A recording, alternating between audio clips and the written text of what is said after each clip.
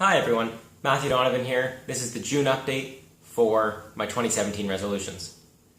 As always, the first item on the list is languages. We might as well start right with that. June was a slow month in terms of languages. What I'm finding is every single month it seems like there's a focus. Languages were not the focus in the month of June. I had a couple of lessons over italki with Jan in Czech. I think I'm reaching the point where I want to take a step back from Czech, at least temporarily.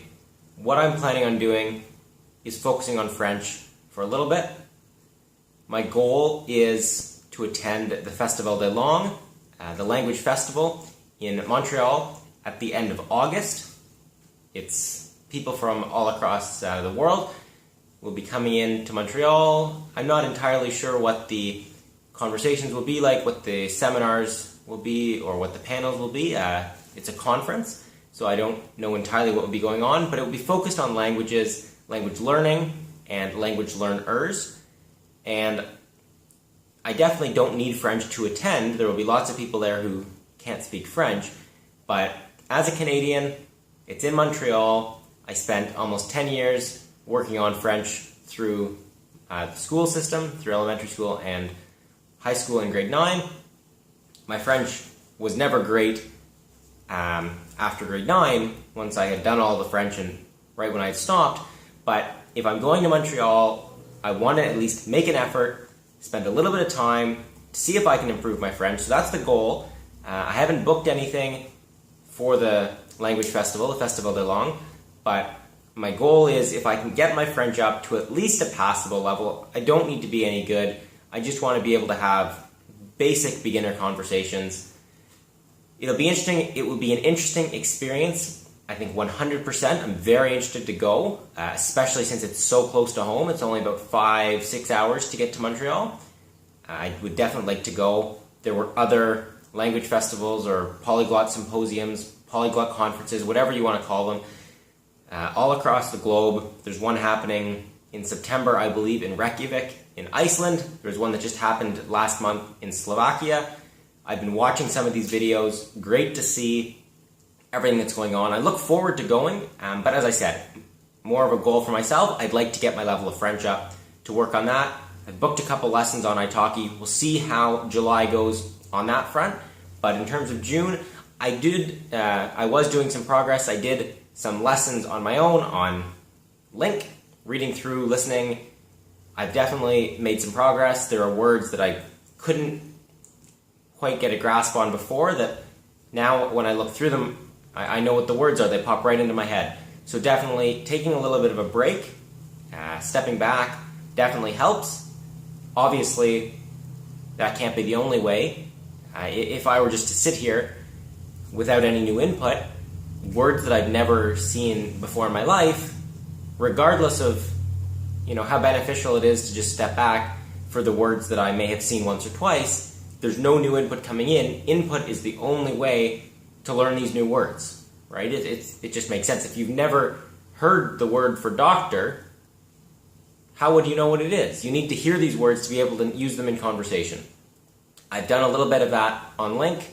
It's definitely been a tougher month in terms of academics and everything else that I have going on. I haven't been able to dedicate as much time to languages, but the progress is good. Steve Kaufman is one of the founders of Link. One of the things he said in one of his videos that really stuck with me was, that's the thing about language learning. You never get worse. And I fully agree, fully support that. And I like to have that belief myself a lot of the time. I think it's quite beneficial, even if it seems like you're in a rut or you're taking a little bit of time off. You can't get worse. Any progress is good progress. But that's the languages goal. I have my list here, just fell on the ground. So next to focus on is reading. Reading in the month of June was great. Whatever I did in terms of reading has really been working. I've been reading every day. I took a couple days off. I finished one book and I had a midterm the next day. So I said, I'm not going to start right now, get some sleep. But 2 main books that I read in June, I finished reading Start With Why by Simon Sinek, And I also started and read all the way through Grit by Angela Duckworth, I believe. Both of those, I quite enjoyed the books. The one thing I'm noticing now, my pace, and I think I mentioned this as well with the one John Grisham book that took me about 3 weeks to read. Yes, I'm reading. Yes, I'm sitting down every night before bed, making sure I read a little bit. My pace could definitely be better. That's one of the things I want to work on going forward. Maybe increasing to read 2 chapters a day or 3 chapters a day. The goal is, I would say, 1 book a week, maybe a week and a half, but I think anything over 10 days, definitely anything over 2 weeks, I think is too long to read a book. I haven't done the total count to see how many books I've read to date, but definitely there's still room to go, but it's been a great month in terms of reading. I forget who said it, I don't know entirely what the stats are, but definitely there is something to be said about, even though, yes, I'm only reading 1 chapter a night, it might take me a little while longer to finish books than I would like, I'm definitely making steps towards building a habit. Right? There's a book called The Power of Habit I believe it's by Charles Duhigg. I can't remember if I own the book. I think I do. I don't think I have it with me here. But by all means, from everything that I remember, that book talks about building habits, what the point is, why we do it, how to do it, and I think, if nothing else, getting into this habit every night before bed, doing a little bit of reading, very beneficial. I can always increase to 2 chapters or 3 chapters later on. I don't want to take on too much right now, bite off more than I can chew, and say I'm going to read 3 chapters. Then if it comes a night where I've been busy working, and it's later when I'm getting into bed, it'll be easier for me to say, oh, it's late, I don't have time to read 3 chapters. That's the one thing now, 1 chapter, I have time to read 1 chapter. So during the month of June, good progress on the reading front. As I said, almost every single day. I took a couple days off once I'd finished the 1 book. Finished 2 books in the month of June. Great progress, very happy. And we'll see where things go in July. More reading, more books. Pretty straightforward on how that one moves forward. Next up is exercise. May was a huge month. I can't remember the amount of times, but I think it was over 15 times that I did some form of running on the treadmill, running outside, or swimming.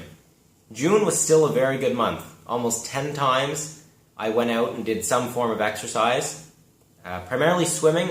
I found now Tuesdays and Thursdays, it fits perfectly into my schedule. I'm at Laurier already to go swimming. That's something I've been building in most days. Obviously not every Tuesday and Thursday. But also, I've gone for a couple runs outside. I don't remember if I went running at all outside in the month of May, or if June was the first time I'd ever run outside. But one of the things I was very proud of, and I still am very proud of, I've been working through the Couch to 5K program. The Couch to 5K program for running, that's c25k.com for anyone who's interested. It ends with a 30-minute run. So a 5-minute warm-up, a 30-minute run, and then a 5-minute cool-down. I wasn't quite at that stage yet. I was about a week or 2 prior to that, and the day I was running outside, was a 25-minute run. So it was a 5-minute warm-up, 25-minute run, and then a 5-minute cool-down. And as I was running, about 10 minutes in, I said, you know what? Let's see if I can just push it here, run for 30 minutes. And I did, so I completed 30 minutes of running. I may have moved too fast. My legs were quite sore for a couple of days after that. And to be honest, I think that's I'm slightly more apprehensive now because of that. I don't want to push myself too hard and injure myself again. That's another reason why I've been trying to focus more on swimming. Very little pain or pressure on any of my joints or muscles when I'm swimming, as opposed to when you're running, all that pressure on your knees, on your feet. But I went out, I ran for half an hour, I was quite pleased. I also want to move back into running on the treadmill. It can be a lot more structured. The timing, the pace, the speed, a lot more flexibility on that on the treadmill. But I'm still quite happy. This is a huge improvement from where I was in the earlier months. If I remember right, in January I ran once February might have been 2 or 3 times, and March 4 or 5. So I'm definitely making progress, huge progress, and all the things I'm doing are all connected. I don't focus on weights. I don't do any weight training or anything like that when I exercise. I'm just swimming or running, focusing entirely on cardio. People have different views on this. For me, it's what I enjoy, and they all build together. So when I go and swim, I'm not necessarily upset about the fact that, I should be running instead. The main thing, I'm improving my cardio, my breathing, all these different things, they all work together. Making progress, very pleased with this. The timing on triathlons, or even just swims or races or whatever, hasn't worked out the past month and a half. They had 2 events that we were looking into attending. Both of them I had exams on those days, or midterms, but definitely going forward, that's still the plan. We'll see where things go, but I'm happy on that front in terms of that goal. Next thing on the list is co-op. Co-op has been finished since April. I'm not at the stage yet where I'm looking for my next co-op. That'll happen in about September. If I was interested in finding a co-op on my own, not using Laurier's system, I could be searching right now and sending out applications and even doing interviews, but I think I'm just going to keep it simple, at least for the next co-op.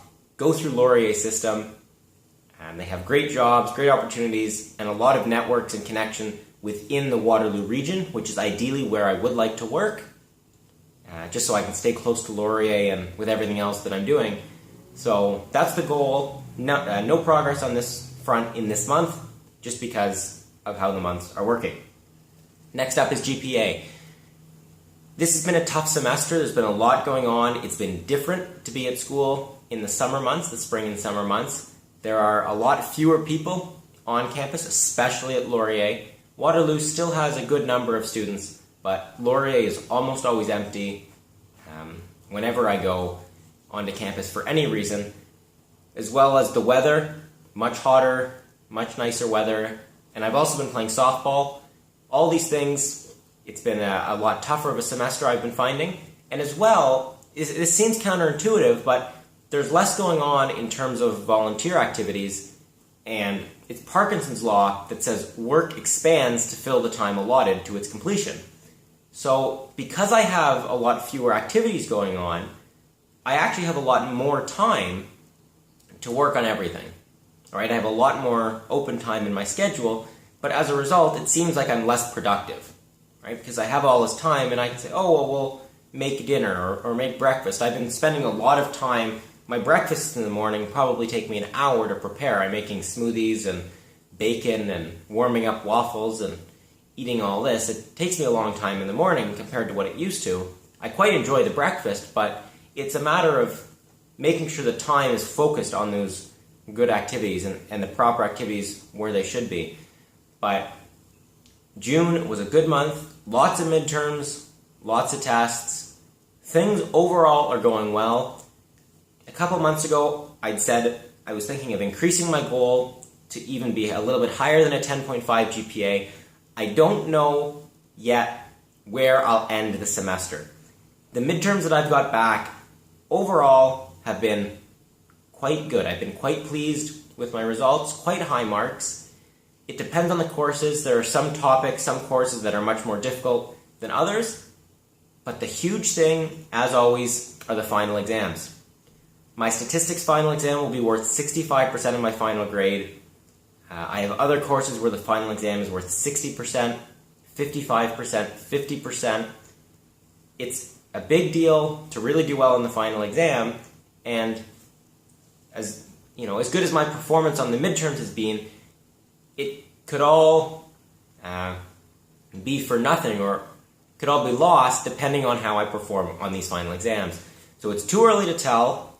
My performance on all these tests has been quite good so far. I'm very pleased, and I'm looking forward to where things go, but it really is a matter of having a strong showing on the final exams. The first exam is actually less than a month away. It's at the end of July, so not even into August. I have final exams at the end of July, so time is coming up very quickly for these final exams. I need to start preparing.